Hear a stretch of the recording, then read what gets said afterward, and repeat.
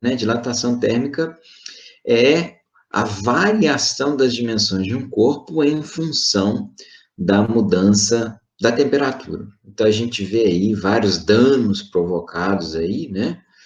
Numa ponte, numa calçada, num piso. Por quê? Porque a dilatação não foi devidamente calculada, tratada, e como consequência a gente tem todos esses danos aí. Então, o que a gente percebe? Em geral, quando a temperatura aumenta, né, a gente tem também um aumento das dimensões do corpo, né? Então, se eu tenho uma roda e eu quero encaixar na outra, né, a calota aqui, né, encaixar na outra, a outra, para ela, em geral, ela é menor, né? Então, eu aqueço essa roda para ela ficar grande e encaixo a outra. E quando o conjunto esfria, ela trava, ok? Bom, ou o contrário também é verdadeiro, quer dizer, quando a gente reduz a temperatura, as dimensões também reduzem, né? Então, você aquece o alumínio, o furo aumenta, você encaixa a barra de aço. Quando esfriar, né? Quando esfria, a temperatura baixa, o tamanho diminui, e aí também provoca o travamento. Bom, por que a dilatação ocorre, né? A dilatação ocorre em função da agitação das moléculas, né? Lembra que a gente falou, quando a gente reviu a temperatura, né? A gente falou que a temperatura está relacionada à agitação das moléculas, né? Então, é como se as moléculas estivessem presas por molinhas, né? Na hora que a gente aquece, essas bolinhas, que são as moléculas ou átomos, eles se agitam mais, eles balançam mais, né? E aí, a gente diz que o sistema está mais agitado porque a temperatura aumentou, ok? E, consequentemente, a tendência é que moléculas mais agitadas ocupem um espaço maior, como a gente pode ver aqui nessa simulação. Buscar uma visão microscópica aqui. Das moléculas, no caso aqui a temperatura está muito baixa, e aí vejam o espaço ocupado pelos átomos, né? À medida que a gente vai aumentando a temperatura, né? O espaço entre os átomos vai aumentando e as moléculas vão ficando também cada vez mais agitadas, né? Então, a gente vai percebendo que as moléculas estão se expandindo, estão se afastando uma da outra, e agora a gente já consegue observar essa vibração, né? Esse deslocamento das moléculas, coloquei na maior temperatura possível aqui, que a gente vê esse deslocamento já bem grande já das moléculas. Então, é isso, né? Então, quando as moléculas se agitam, né, elas se espalham mais e isso provoca dilatação. Ok? Muito bem. É importante ressaltar que a dilatação térmica é como uma ampliação fotográfica. Quando você amplia uma foto, todos os detalhes aumentam na mesma proporção, ok? Com a dilatação também é assim, né? Então, se você pega um disco pequenininho, se você aquece esse disco pequenininho, ele aumenta todas as dimensões na mesma proporção, ok? Se você pega um corpo oco, como um anelzinho, por exemplo, né? E você aquece esse anel, quer dizer, o furo também aquece. E, consequentemente, o furo também dilata na mesma proporção, tá? Então, o corpo oco, ele dilata como se ele fosse todo sólido. Bom, para a gente tratar a dilatação, a gente tem 3 modelinhos básicos que a gente usa para simplificar a nossa vida. O mais simples deles é a dilatação linear. A dilatação linear, ela é utilizada quando a gente tem uma das dimensões, apenas uma das dimensões do corpo, muito maior do que as outras, né? Essa dimensão normalmente é chamada de comprimento. Então, pense no trilho de um trem, por exemplo, né? A gente vai perceber que tem um espaçamento entre os trilhos do trem, justamente para compensar possíveis dilatações, né? Ou, no caso de linhas de alta tensão, a gente vai ver que elas sempre são curvadas, né? Justamente porque no frio elas vão encurtar, né? E a curvatura permite que elas se encurtem com segurança sem provocar o rompimento. De que depende a dilatação linear, né? Que a gente vai chamar de ΔL. ΔL é dilatação linear. Dilatação linear, ela é proporcional à variação de temperatura, ou seja, quanto mais você varia a temperatura, mais a barra aumenta de tamanho, que o ΔL aqui é o aumento que a barra sofreu, além do L0, que era o comprimento inicial que ela já tinha. Então, quer dizer, não é a temperatura que provoca dilatação, mas a variação dela. Uma barra que está a 100 graus e vai para 150, ela dilata mais do que uma que está a 1000 e vai para 1010, certo? Porque no primeiro caso a variação foi 50, no segundo só 10. Outra coisa é o comprimento inicial. Então, se você tem duas barras, A e B, de comprimentos diferentes, elas vão dilatar quantidades diferentes também, certo? Então, uma barra maior dilata mais, dimensões maiores dilatam mais. Muito bem, vamos ao cálculo agora, a parte tão desejada, né? Então, a gente juntando essas informações, transformando isso numa equação, a gente tem que o ΔL, que é a dilatação linear, ele é igual a um alfa. Esse alfa é um fator de proporção, que é chamado coeficiente de dilatação linear do material que constitui o corpo. A gente vai perceber que cada substância, né, aqui tem uma tabelinha que mostra isso, cada substância ela tem um coeficiente de dilatação diferente, né? Então, alumínio, 23 vezes 10 a menos 6. Aqui é graus Celsius a menos 1. O que quer dizer isso? Quer dizer para cada grau Celsius, tá? Então, se você tem um coeficiente de dilatação igual a 23 vezes 10 a menos 6, quer dizer que o alumínio ele dilata 23 vezes 10 a menos 6 unidades de comprimento, metro, por exemplo, para cada 1 grau de variação, para cada 1 grau Celsius de variação. E para cada unidade de comprimento, tá? Para 1 metro, por exemplo, dilataria 23 vezes 10 a menos 6 metros. Já o cobre, ele dilataria, com a variação de 1 grau, numa barra de 1 metro, 17 vezes 10 a menos 6. Então, o cobre, ele dilata menos, certo? O vidro dilata menos. O zinco já dilata mais, olha, 25 vezes 10 a menos 6. Né? O tungstênio dilata menos. O chumbo é o que mais dilata nessa tabela, 29 vezes 10 a menos 6. Tá? O aço, o diamante, enfim. Cada um tem o seu coeficiente de dilatação, que é tabelado, né? E, eventualmente, a gente vai ter acesso a essas tabelas em avaliações. Então, L0 é o nosso comprimento inicial, né? E o ΔT é a variação de temperatura. Ok? ΔT é sempre a temperatura final, TF, menos a inicial, TI.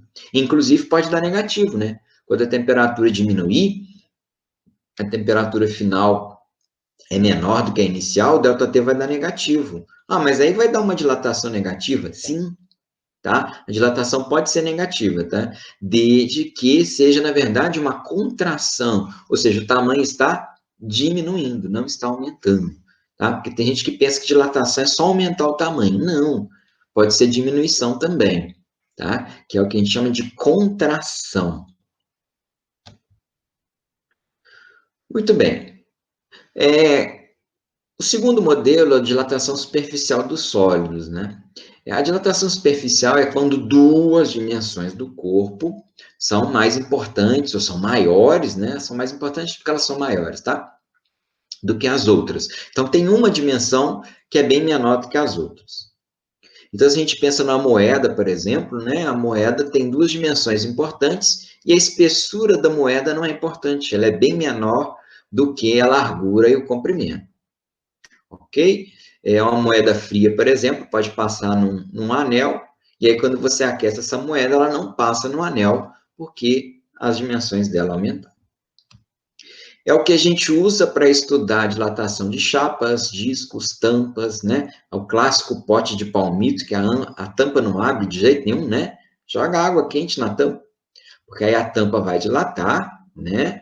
E, consequentemente, vai ficar muito mais fácil você removê-la do pote. O que depende de dilatação superficial? Depende da área inicial, que eu vou chamar de A0 aqui, né? Então, quanto maior a área inicial, maior a dilatação. Dilatação está aqui a ΔA, né?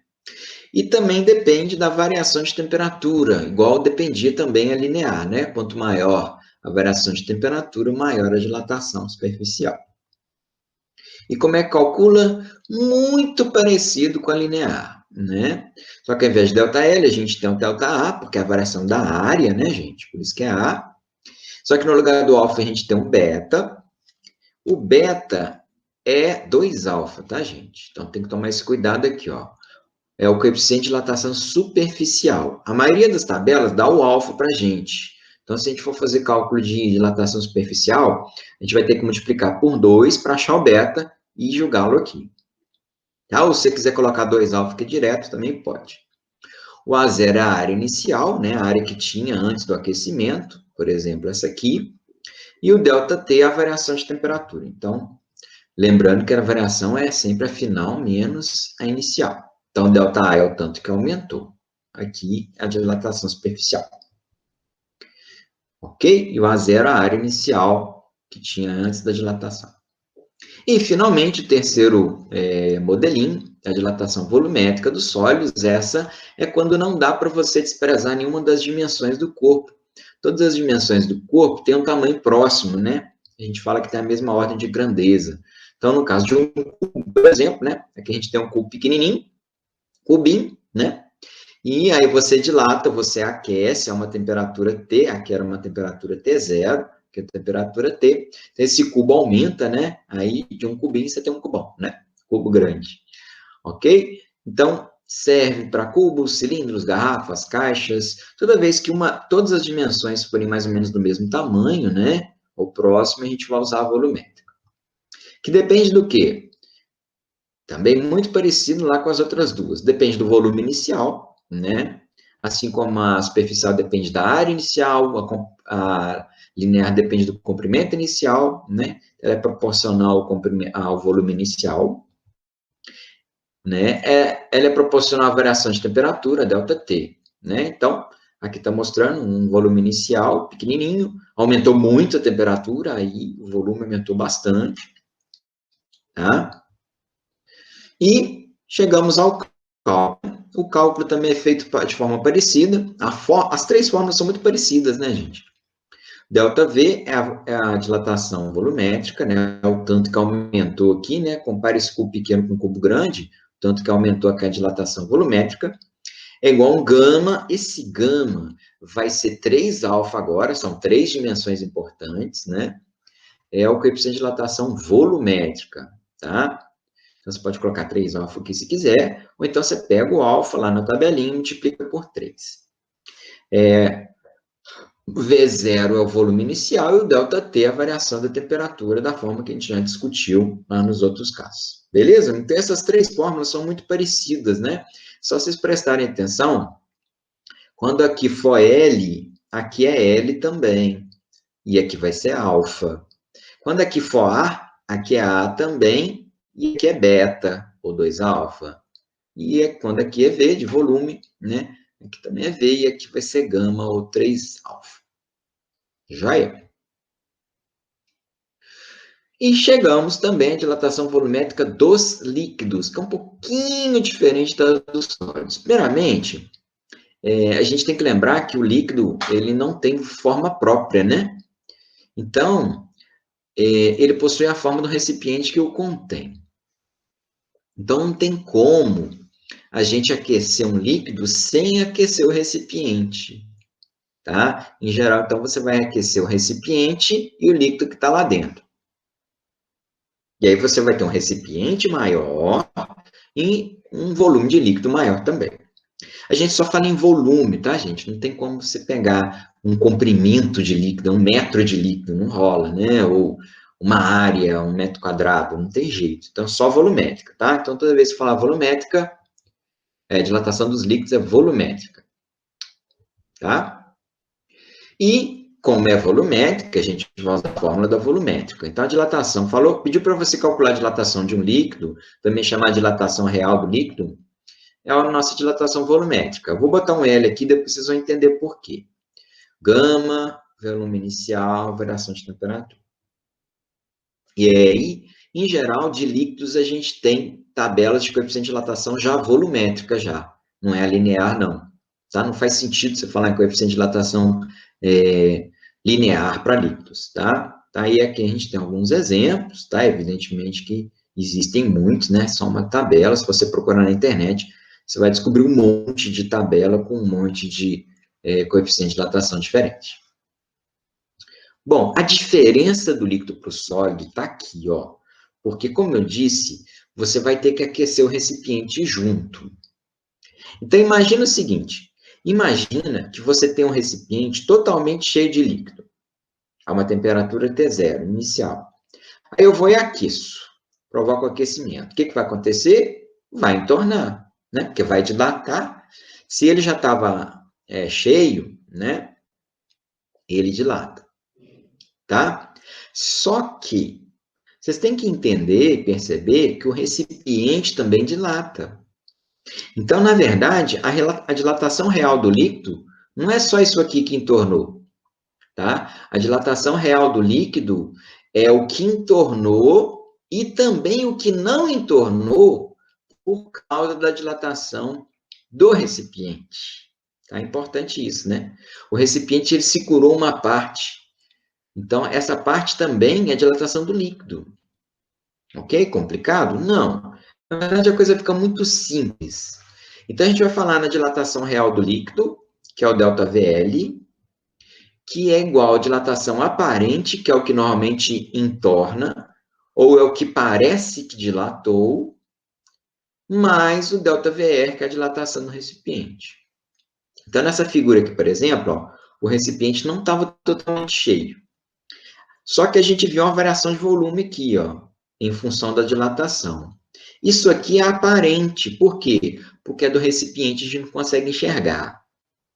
Ok? Se você tiver a aparente e é do recipiente, você acha do líquido.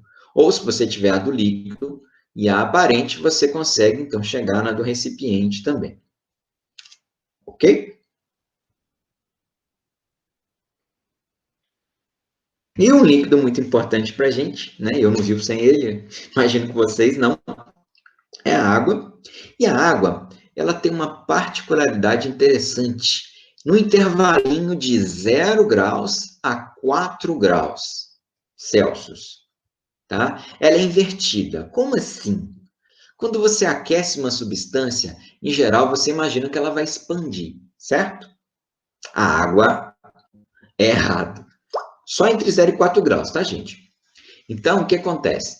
De 0 a 4 graus, na hora que você aquece de 0 até 4, em vez da água expandir, ela vai contrair. O volume dela vai diminuir, tá? Então, a gente vai perceber aqui no gráfico, olha, é um gráfico de volume em função da temperatura. A gente vai perceber aqui, ó, que saindo um volume igual a 1, ó, de 0 graus até 4, olha o que está acontecendo com o volume. Ele está diminuindo. Está vendo como é que a curva está descendo? O volume está diminuindo, de 0 a 4 graus. Depois, de 4 para frente, a curva sobe normal, tá, gente? A gente tem que perceber que de 0 a 4, a curva desce, o volume está diminuindo, tá? Agora, se você pensar o contrário, se você resfria essa água de 4 para 0, quando a gente esfria um corpo, a gente imagina que ele vai reduzir de tamanho, né? Só que a água de 4 para 0, ela expande, né? Não sei se já aconteceu com vocês, a gente deixa uma garrafa de cerveja na geladeira, né? Uma garrafa d'água, se você deixar no congelador e ela congelar, ela pode quebrar, estourar lá dentro ou amassar muito, tá? Faz isso com uma garrafa PET aí, né? De plástico, vocês vão ver, enche ela completamente d'água, tampa e congela. Deixa no congelador, você vai ver que ou ela estoura mesmo, ou pelo menos ela vai ficar toda amassada, deformada, ela vai, tá? Então, porque de 4 a 0, a água expande, né? Você vai congelar, ela vai chegar até 0 graus, ela vai expandir. Então, quando você olha aqui no gráfico, ó, você imagina que a gente está resfriando. Então, a temperatura sai de 4 e vem para 0. De 4 para 0, a curva está subindo. Quer dizer, o volume está aumentando. ok? Então, aonde que a água tem o menor volume possível? Em 4 graus, tá? Porque de 0 para 4 o volume cai. De 4 para cima, o volume aumenta. Então, o menor volume possível é 4 graus.